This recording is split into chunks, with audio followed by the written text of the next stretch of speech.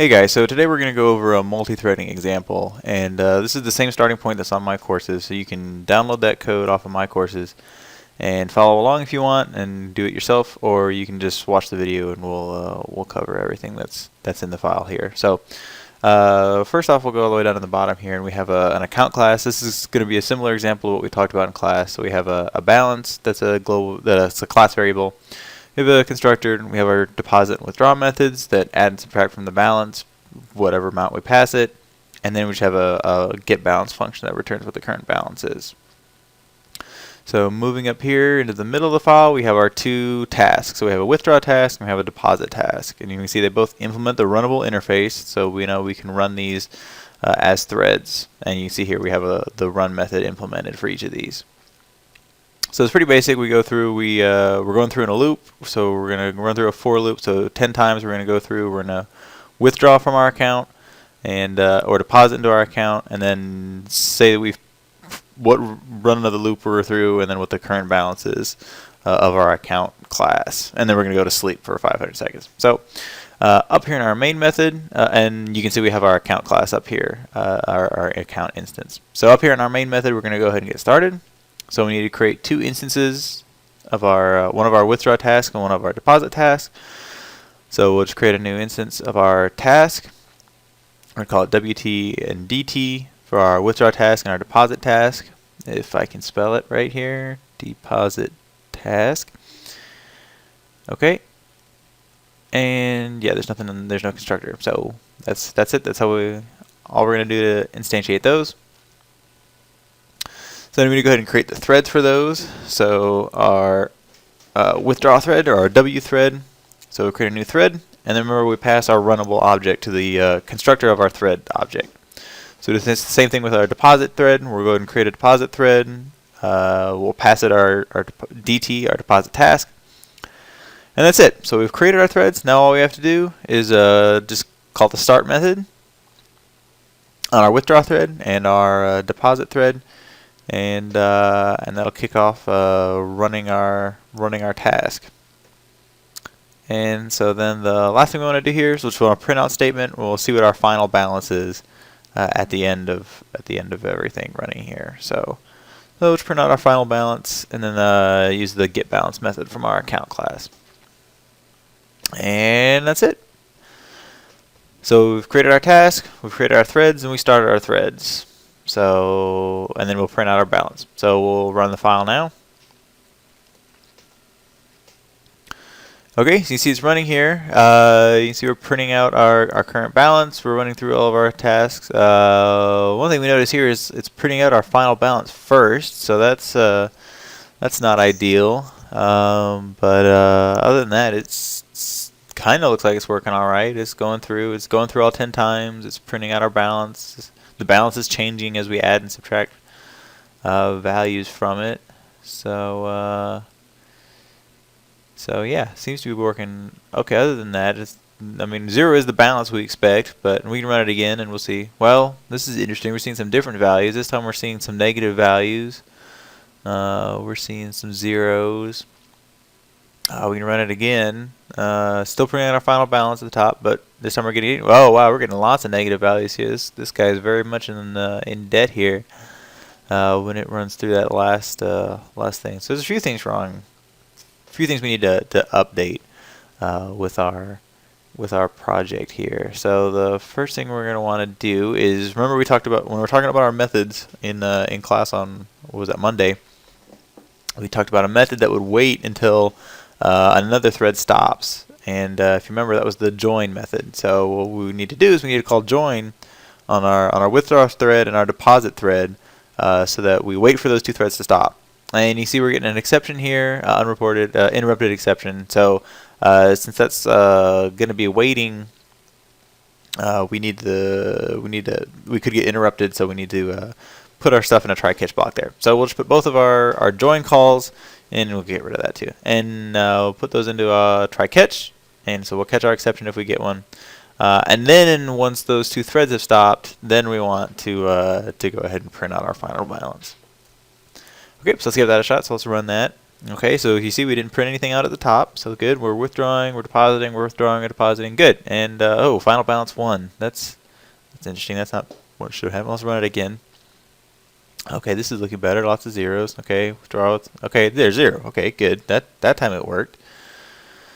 So let's look at it again. Okay, lots of zeros, and end up with a 0 balance again. But that's weird though. We got one of those times. One of those times we got a 0 balance. Let's see if we can, or a 1 balance at the very end. And these seems to be doing it all zeros this time. But so the path is changing. It seems to be, well, these times we seem to be getting a lot of zeros. But we had been getting some 1s in there and some zeros, and so stuff still isn't quite working right here. So remember in class we talked about if we're sharing assets, we need to synchronize access to them, so we're not always accessing them at the same time. So we're talking about a couple different ways we use the synchronized method. The easiest, the first one that we talked about, was just adding the synchronized keyword to a method. So here we're adding the synchronized keyword to the deposit and the withdrawal methods.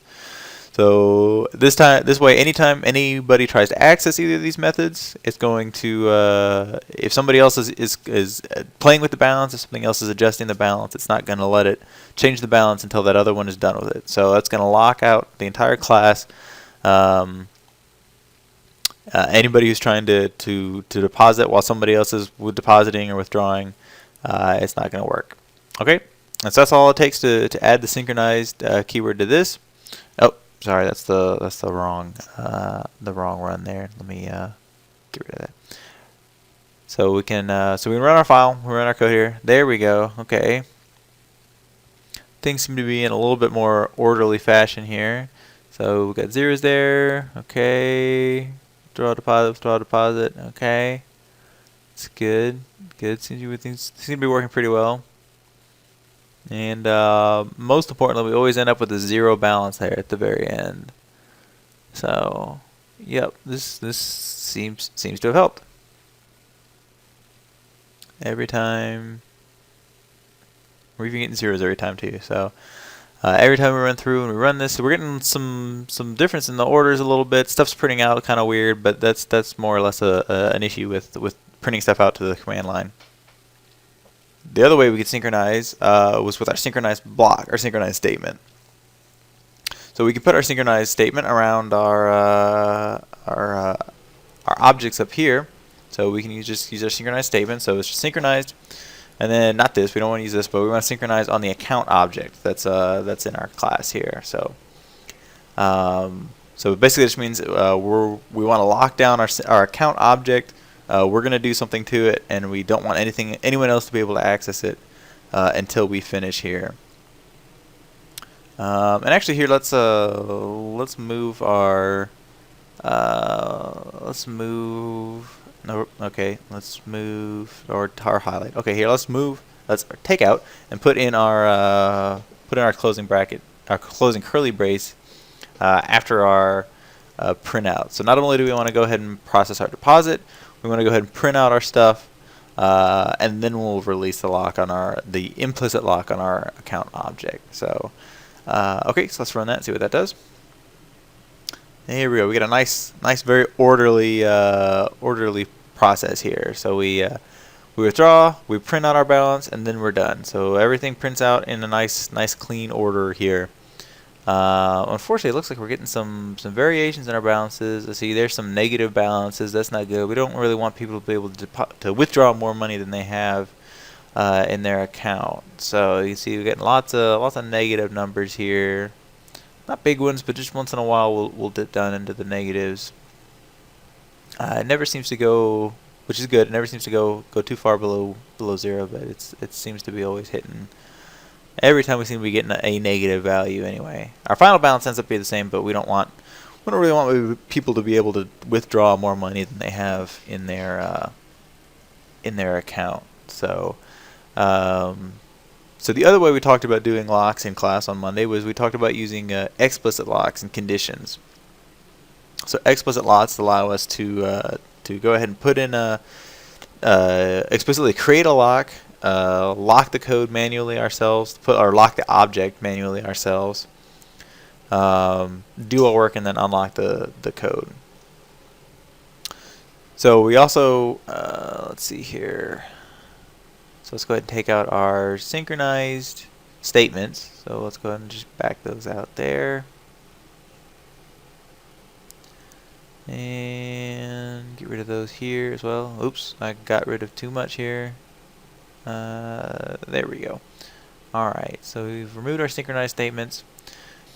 So we're creating we created our explicit lock and our condition, and we've just called the new condition method on our lock to go ahead and set that up.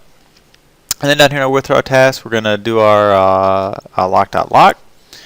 And then while our balance is less than 1, we're just going to keep calling that await method. So if we get a deposit, if the new deposit gets signaled and the balance is still less than 1, we're just going to keep looping around until we have enough to process our deposit. So once we get that, we'll do our deposit, we'll catch any exceptions we may have, and then finally we're going to unlock. So we put our unlock in the finally there so that if something happens, we do get interrupted, we'll always call that unlock here. So just let's go ahead and get rid of all this from up here. All right, everything looks good there. All right, so we need to add our lock code to our deposit task here as well. So we'll go ahead and let's see. After we put our balance in there, we want to signal, and we'll go ahead and signal all, even though right now we only have one other thread. And yeah, that looks pretty good. All right, so we've got our we locked our code. We're gonna wait for our explicit lock for our oh, we don't need that there either, so we can get rid of that too.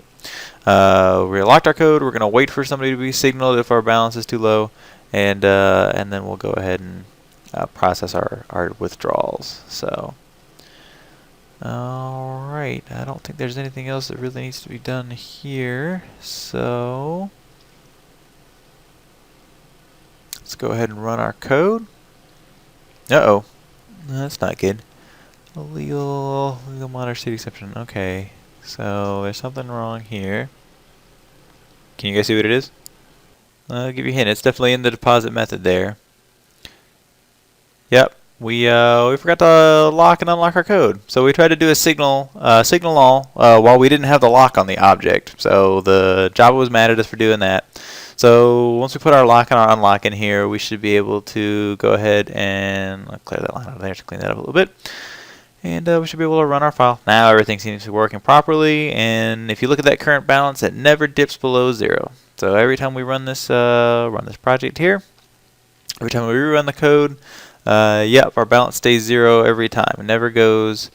It could theoretically go up to 1. It doesn't seem to ever be, but we could theoretically go up to 1, but we just can't ever go below 0. So, all right. So that's basically everything we can do with our single threads.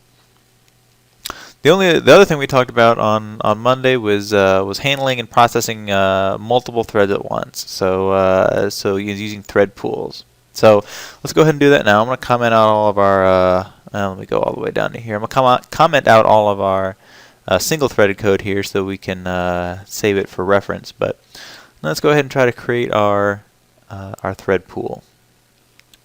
So I'll create a fixed thread pool, and we'll do executors.new fixed thread pool, and then we just put the number of threads we want to run in our thread pool, and so we'll just say 2. All right, I'm getting an error here. Can't find class. All right, hold on. Okay, and that's because it's not a fixed thread pool. It's executor service, and then executors.new fixed thread pool. Okay, so now that we have our thread pool created, we need the things to put in our thread pool. So we're just going to copy our let's see, just the tasks here. So we're just going to copy and paste our withdraw and deposit tasks down here, just so we can recycle them and not have to type all that stuff out again. So we'll paste those down there. So we'll create our instances of our withdraw and deposit tasks again, and then all we need to do is call thread pool dot execute, and then we pass it the runnables that we want to execute in our pool. So we'll do this again. So we'll execute our withdrawal and our deposit tasks, and then it'll be more interesting to do it more than once. So let's do it a few times, and then just so we have something to look at the end, I'm going to remove the last withdraw task. We should end up with a balance in our thread pool. Okay, so now that we're done adding everything to our thread pool that we wanted to, we can call thread pool dot and then shut down. So remember, shut down tells the thread pool we're not going to add anything else to it. So as soon as you finish running all of your currently running threads, you can go ahead and shut down. And so you also notice there it has that await termination method that it's given us the hint that if we want to wait until everything's done, we want to call await termination.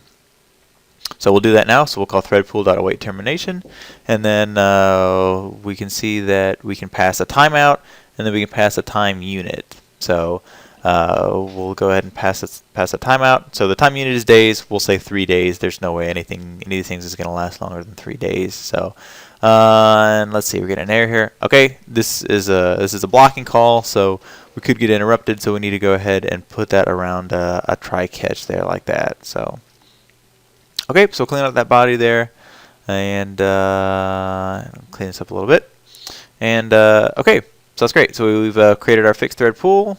We've created the 2 instances of our tasks. We added a bunch of tasks to our thread pool. We called shutdown, remember, which is just going to wait. Let me bump this up to 4 so we can get through this a little bit faster. But we added all of our tasks to our thread pool.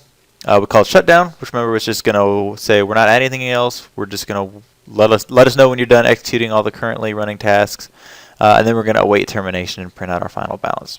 So let's run our file here and let's see what it looks like. Okay, so we're getting everything added here. Remember, we still have the locks from the last time, so we shouldn't ever go into the negative balances. And you see here our balance is building up, and when it finishes, our final balance is 10. Okay, so we run it again, look at it, and yep, everything seems to be running in order here. So.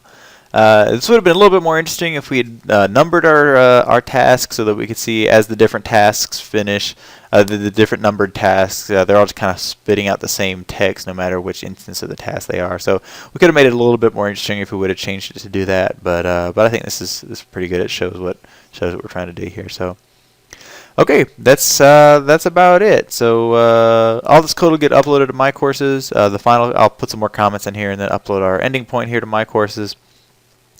And yeah, that's it. So if you have any questions, we'll talk about it. We'll go over this example a little bit more on Monday, but so save your questions for then. But this will probably be useful for your lab for next week. Okay, see you Monday.